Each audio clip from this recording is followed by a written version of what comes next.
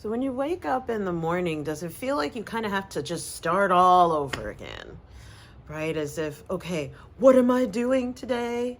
Right? Or when you come to your office, you come to your desk at the beginning of the day, the first thing that you're thinking is like, all right, let's decide, what am I going to do to move the needle forward? Let me figure out what I got to do today. So this video, I want you, what we're about to discuss, I need you to do this daily so that you can detox your mind and your money from negativity, distractions, and overwhelm.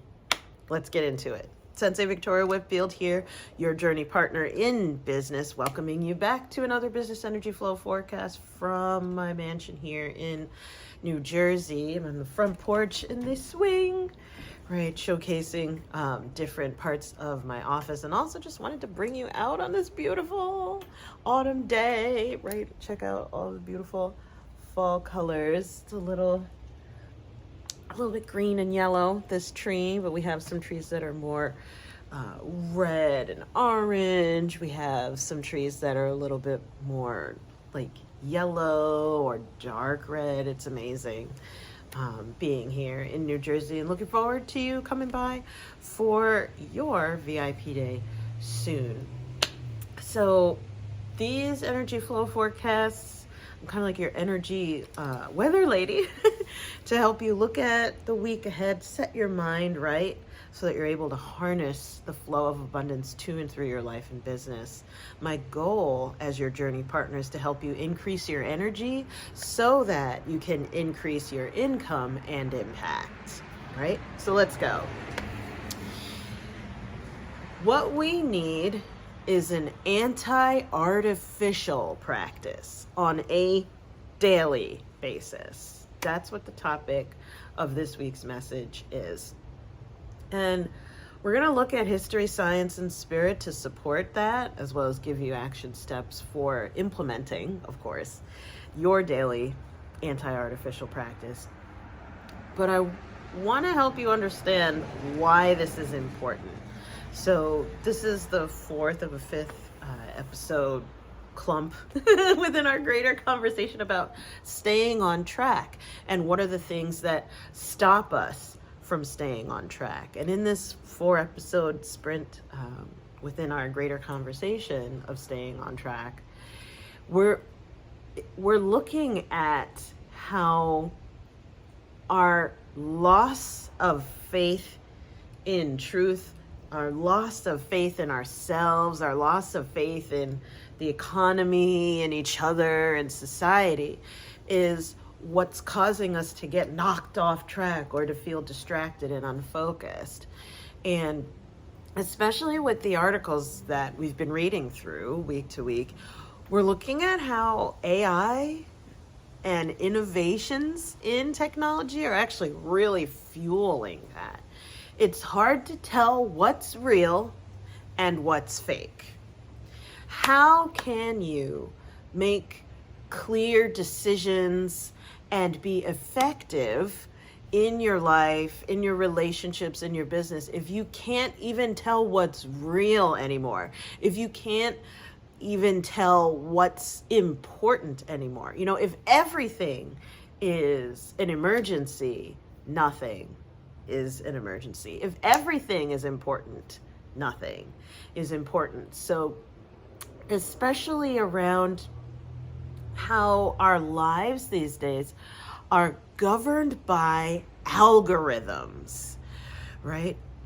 So we're getting the news from whatever the platform that you're watching for the news is saying is news. That's what's news. Not what you think is news, but what the platform, what the computer, what the artificial intelligence thinks is important is what's being fed to you, right? That comes up on your For You page or your suggested video, right? Or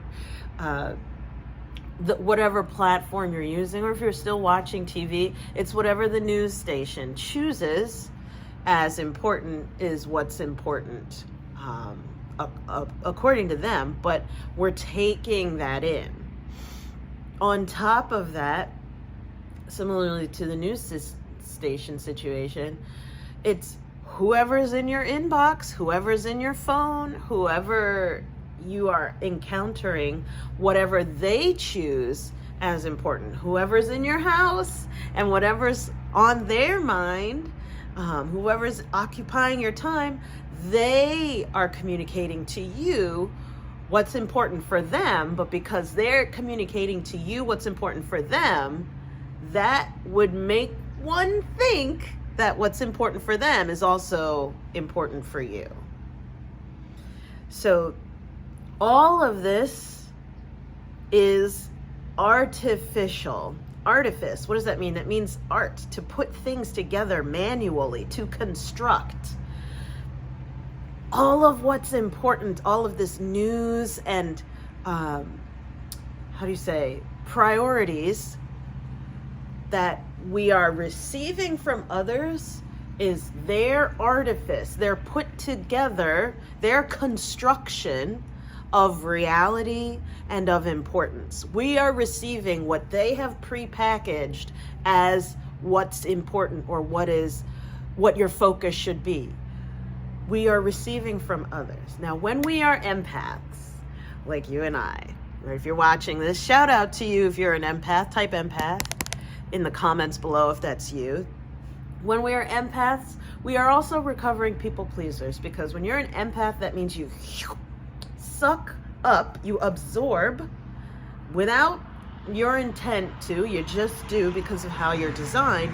You absorb other people's feelings, their mannerisms, their pains, their thoughts, their emotions. You just emotionally sponge them into you. And it can be really hard to tell the difference between what's yours and what's theirs when you are a born empath. Okay? Think of like a sponge in the kitchen. If you have a sponge that is sopping wet with old dirty water, it's hard to actually go clean with that sponge. You got to wring it out. You got to disinfect it. You know, they say put it in the microwave for like, I think less than 30 seconds to like kill all the bacteria. You got to get all of what's in that sponge out before that sponge can be useful in and of itself. We're the same way as born empaths. What happens is we absorb other people's emotions, stories, feelings, anxieties, assumptions, and even their like physical issues. I've had so many clients of mine saying like, I was fine and then I went and I talked to my husband and my shoulder locked up. Or I was fine, like I had a client that's a realtor. I was feeling good, feeling great. I was totally fine. I walked into this house. All of a sudden I'm like I had this creepy feeling, right? And so there's pros and cons to everything being a born empath. On the pro side, we are able to pick up on what's left unsaid. But on the con side, we are highly susceptible, easily distracted, confused, and overwhelmed. What we're going to work on now is giving you the ability to construct and reconstruct on a daily basis your version of reality, your ability to perceive what's important to you, how you truly feel, what you prioritize. And we got to have this as a daily practice. I call it the anti-artificial practice. Every morning, first thing, so that instead of waking up and trying to Groundhog Day, do it all over again. If I have no idea what I'm supposed to be doing, what am I going to do today? Oh, I got to put out fires, play whack-a-mole with my business and my family and my body and blah, blah, blah, blah, blah. Rather than coming at the day like that, instead, you begin the day resetting the same original focus that you set, so that you just get on that track that you set that is important to you and a statement of who you are, and then you ride it throughout the day. You're going to save so much time and so much energy and money once you implement this daily anti-artificial practice. Now, over the last few episodes, normally this would be the part where I'm like, okay, now we're going to go to history first. But before I hit record on this video, my spirit guide said, nope, go to science to explain why this is important. We want to show you a live example of why you not having an anti-artificial practice on a daily basis is a problem. We want to make sure that we're clear. Why are we doing this?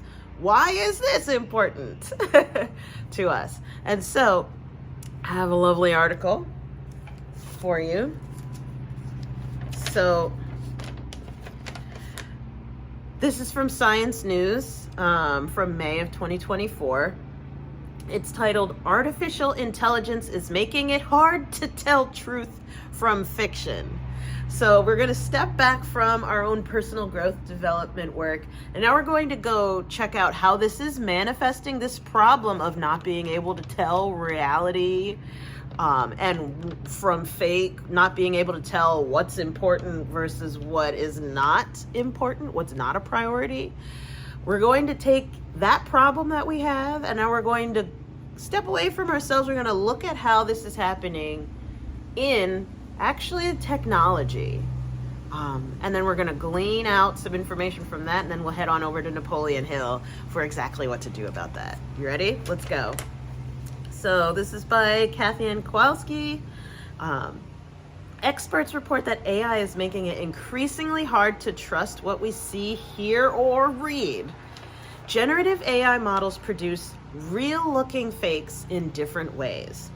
Text writing models are generally designed to predict which words should follow others, explains Zane Zarwar. He's a graduate student from studying computer science at the University of Chicago in Illinois. AI models learn how to do this using huge amounts of existing text. During training, the AI tries to predict which words will follow others, then it gets feedback on whether the words it picked are right. In this way, the AI learns to follow complex rules about grammar, word choice, and more.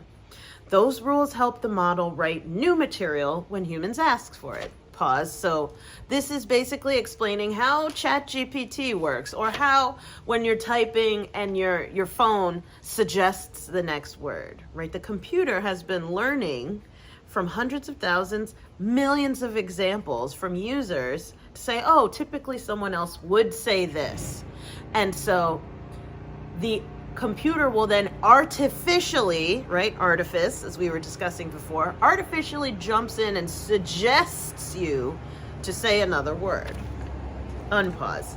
AI models that make images work in a variety of ways. Some use a type of generative adversarial network, or a GAN, general adversarial network.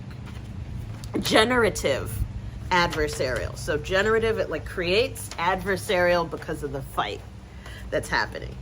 The network contains two systems, a generator and a detective. The generator's task is to produce better and better realistic images. The detective then hunts for signs that something is wrong with these fake images.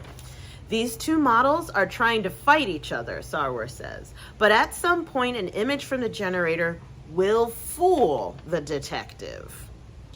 That believably real image becomes the model's output. Pause. What does that mean? So like if you've ever played with Midjourney or other create an image for me tools that are out there, basically what that says is how it works in some examples is that one side of the robot is going to be drawing what it thinks you want, and the other side of the robot is going to say, no, that's not it, no, that's not it, no, that's not it, that's fake.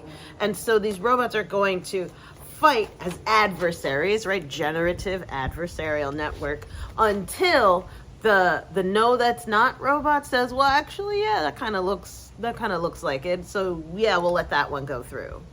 So that robot's version, the detective, is who's going to determine what's real for you. Just going to drop a pin in the fact that you didn't determine that. We assigned some detective, half of artificial intelligence, to be in charge of what you think an authentic image is. Unpause. Another common way to make AI images is with a diffusion model. Quote, it's a forward and backward procedure. Forward, backward, right? Star Wars says. This first part of training takes an image and adds random noise, like dots all over the place, or interference. Think about fuzzy pixels on old TVs with bad reception. He says the model then removes layers of random noise over and over and over again. Finally, it gets a clear image close to the original of that push-pull of adding noise, removing, based off of trying to recreate an image that it's looking at. Training does this procedure many times with many images. The model can then use what it learned to create new images for users. As deepfakes become more common, so like, pause, what is that? You ever seen like, they did that in the new Indiana Jones. Like they had, oh my God, Indy, he looked all young for the first half of the movie, and then he was back to being old, poor Harrison Ford. But they use this push-pull model of like examining what does Harrison Ford look like? What did he look like to regenerate his face, his skin texture, etc. That's a deep fake.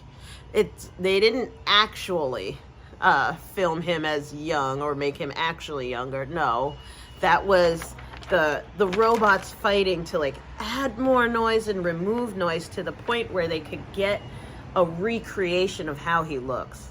Side note, when you watch the movie, you can kind of tell. It's a weird feeling. It's a weird feeling to see a young face and hear him speaking with his fabulous dentures. With a young face. Anyway, coming back to, okay. So that's how deep fakes are made, is by adding and removing noise to try and mimic what the original looked like. Unpause. As deep fakes become more common, experts worry about the liar's dividend. You should totally type that in the comment. Liar's dividend. Have you ever heard of this? The liar's dividend? That dividend is that no information becomes trustworthy. So people don't trust anything at all. Says Alondra Nelson. She's a sociologist at the Institute of Advanced Study in Princeton, New Jersey. Whoop, whoop, Jersey. The liar's dividend makes it hard to hold public officials or others accountable for what they say or do. Add on top of that a fairly constant sense that everything could be a deception, she says. That is a recipe for really eroding the relationship that we need between us as individuals and as communities and societies. Lack of trust will undercut society's sense of a shared reality, she explains. That explains Ruth Mayo. She's a psychologist at the Hebrew University of Jerusalem in Israel. Her work focuses on how people think and reason in social settings. Quote, when we are in a distrust mindset, she says, we simply don't believe anything, not even the truth. End quote. That can hurt people's ability to make well-informed decisions about elections, health, foreign affairs, and so much more. So tying this back to why it's important to have an anti-artificial practice, because we live, according to this article, we now live in a world where if it's a digital interaction of any type, you cannot tell if it's real. And that general distrust, right, that distrust mindset, as they explained, leads to something called the liar's dividend. What does that mean? The liar's dividend means it pays the liars out there because it is so easy for them to be like, well, you faked that. How can you prove that I did that? Oh, you have photo evidence? You faked it. Oh, you have video evidence? Oh, you faked that. Oh, you have audio evidence? Oh, you faked that. This general distrust from the digital age that we are operating in causes this, it causes a benefit for people who may be trying to pull a fast one on us, right? And so be kind to yourself if, as an empath, you're a trusting individual, but also you've been really betrayed or taught. So betrayed on one hand in the past, like someone did you wrong on one hand. We've talked about that in previous episodes. But then on the other hand, you're also trying to be more informed. And so you're overcorrecting now of like, well, everything must be fake. Right? So on one hand, it's like, well, I'm not going to trust anybody or anything because so-and-so did me wrong or such and such happened. And so we got to be prepared in case that happens again. But then on the other hand, okay, I'm not going to trust anyone, including myself, because everything is fake anyway. Take a deep breath in. And exhale. This is a daily, all day, daily mental internal war we are fighting, my friend. Like, this is no bueno.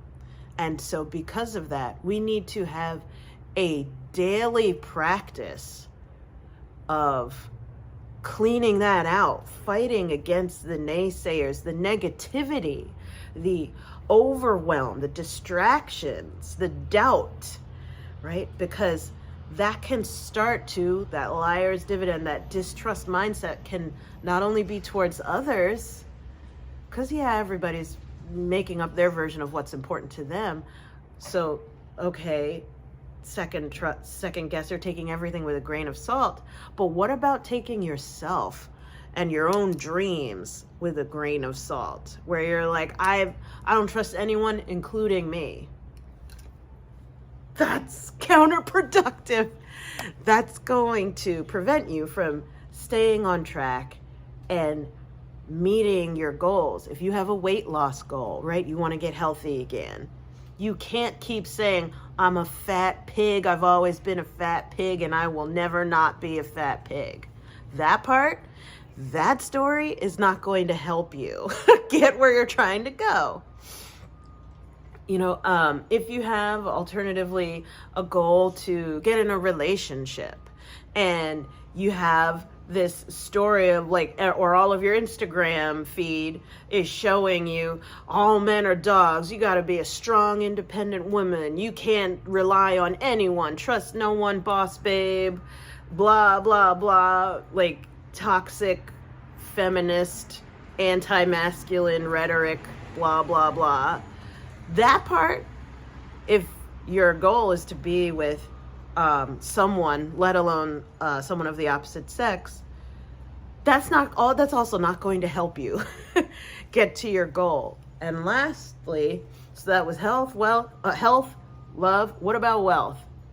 If your goal is to, achieve financial freedom or to grow your business or advance in your career, this whole reading articles about imposter syndrome and going to talks about imposter syndrome and like talking about how like, I don't know if I could do it. Like, yeah, I totally identify with imposter syndrome. If you keep ringing that BS bell, ring a ding ding, I'm an imposter for yourself, that's not going to help you believe in yourself.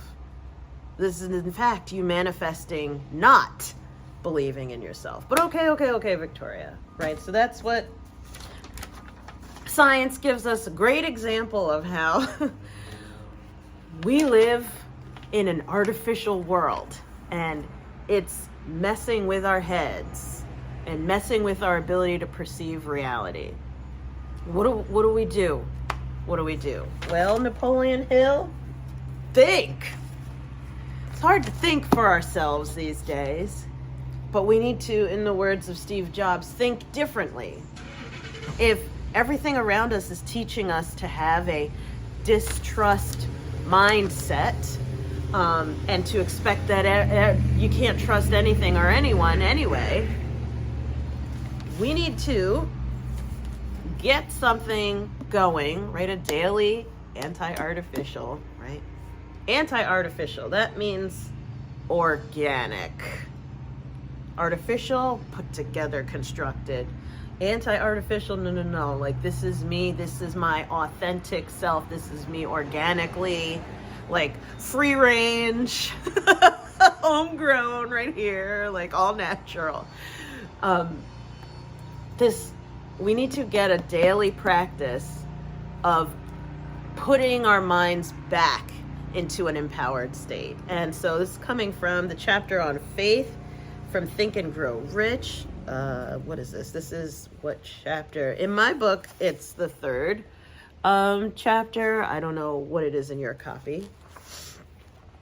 But in this chapter, Napoleon Hill gives us a really fantastic daily self-confidence formula to be read aloud. What's real? What's real? Sight, sound, taste, touch, smell. Not what's in your phone. I love you, but I'm in your phone, I'm in your laptop, tablet, desktop, TV, billboard, whatever I am. I might even be in your watch or your ring right now, or in your glasses. But these screens, what's online is not what's really real for you. What's here physically is what's real for you. And so what I'm going to read the daily self-confidence formula aloud to you. You need your homework, early homework, to fill this out for yourself, because this is what you read daily to remind yourself what's real. Sight, sound, taste, touch, smell. What's your priority? What's authentically you? And where you're from, where you're going every day. Let's go. Self-confidence formula. Number 1, I know, so reading this aloud to yourself every day. I know that I have the ability to achieve the object of my definite purpose in life. Therefore, I demand of myself persistent, continuous action towards its attainment. And I here and now promise to render such action. Number 2, there's a total of 5. I realize the dominating thoughts of my mind will eventually reproduce themselves in outward physical action and gradually transform themselves into physical reality. Therefore, I will concentrate my thoughts for 30 minutes daily upon the task of thinking of the person I intend to become, thereby creating in my mind a clear mental picture. Number 3, I know through the principle of auto-suggestion, self-suggestion, influence, right? Auto-suggestion, self-programming. I know through the principle of auto-suggestion, any desire that I persistently hold in my mind will eventually seek expression through some practical means of attaining the object back of it. Therefore, I will devote 10 minutes daily to demanding of myself the development of self-confidence. Number 4, I have clearly written down a description of my definite chief aim in life, and I will never stop trying until I shall have developed sufficient self-confidence for its attainment. And number 5, I fully realize that no wealth or position can long endure unless built upon trust and justice. Therefore, I will engage in no transaction that does not benefit all whom it affects. I will succeed by attracting to myself the forces I wish to use and the cooperation of other people. I will induce others to serve me because of my willingness to serve others. I will eliminate hatred, envy, jealousy, selfishness, and cynicism by developing love for all humanity, because I know that a negative attitude towards others can never bring me success. I will cause others to believe in me because I believe in them and in myself. I will sign my name to this formula, commit it to memory, and repeat it aloud once a day with full faith that it will gradually influence my thoughts and actions so that I will become a self-reliant and successful person. Sign at the bottom. Tying this back to your anti-artificial practice. You've got to start the day announcing to yourself who you are, what you believe, what you stand for, and why. Repetition is the mother of skill. Repetition is the father of learning. Repeat, rinse, and repeat. We got to do this over and over and over again. We've got to have our morning affirmations, our morning declarations, where we cast a spell on ourselves and our world and our day ahead of us so that we know what we are about and who we are. Anything done with intention is done powerfully. And so do that daily self-confidence formula, right? To especially tying it back to being anti-artificial, to help you see through the noise and remember who you are. You're an empath, so you are uniquely challenged at being able to remember who you are.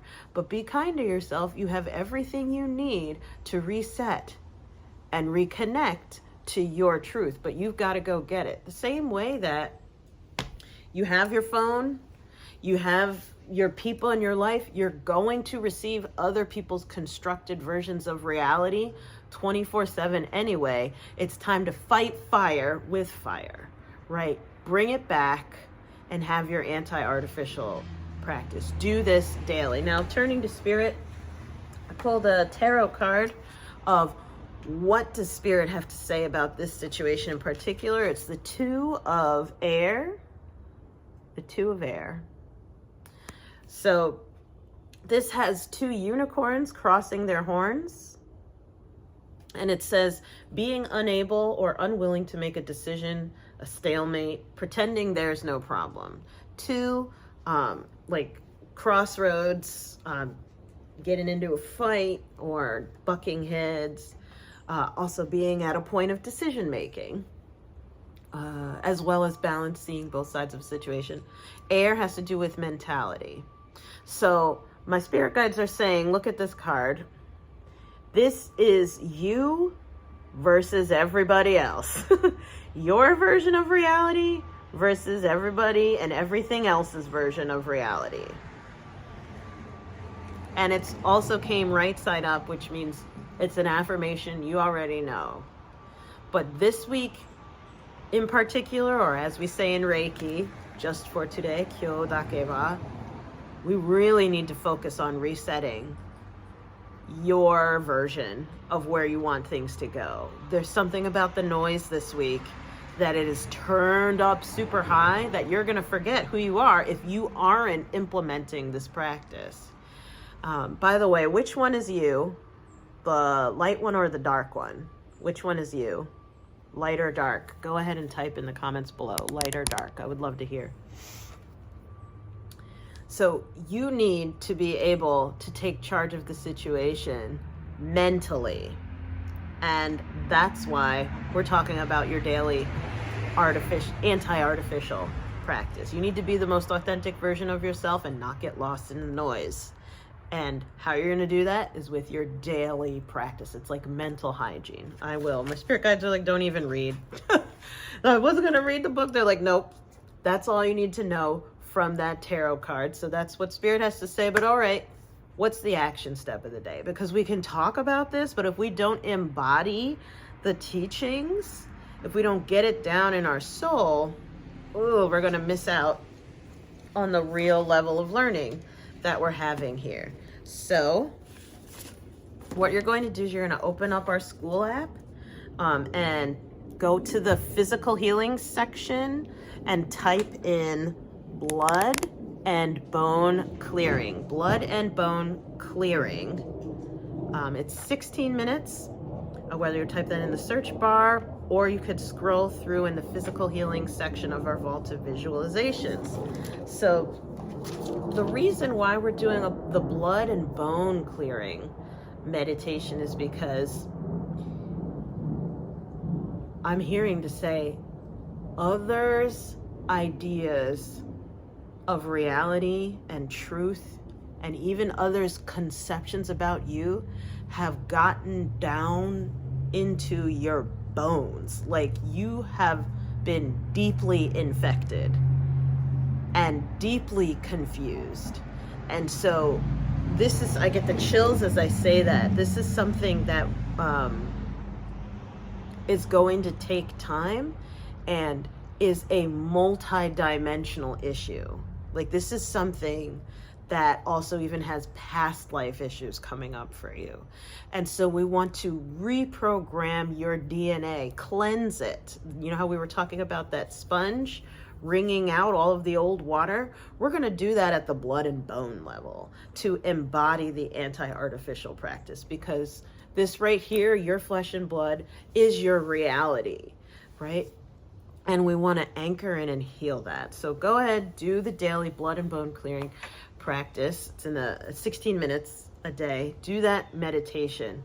And you want to do it first before you go into the day. As Napoleon Hill was saying with your daily self-confidence formula, reading that aloud, he also said, I'm going to dedicate 30 minutes for embodying the version of the person that I want to be, right? And so within that 30 minutes, put aside 16 of those for doing that guided meditation to help you really step into your health, wealth, and love, the version of yourself that is yours. You constructed that. It's authentically you. We got to do it on a daily basis, because something about the energy of this week, my spirit guides are saying, is particularly like activating, confusing, and distracting. Now, if you come to the end of this video, please make sure that you like, subscribe, and share. Comment what your insights are. I would love to hear, or what your take is on having an anti-artificial practice, and living life by algorithms or by authenticity. What's your take on it? Comment below. I would love to hear.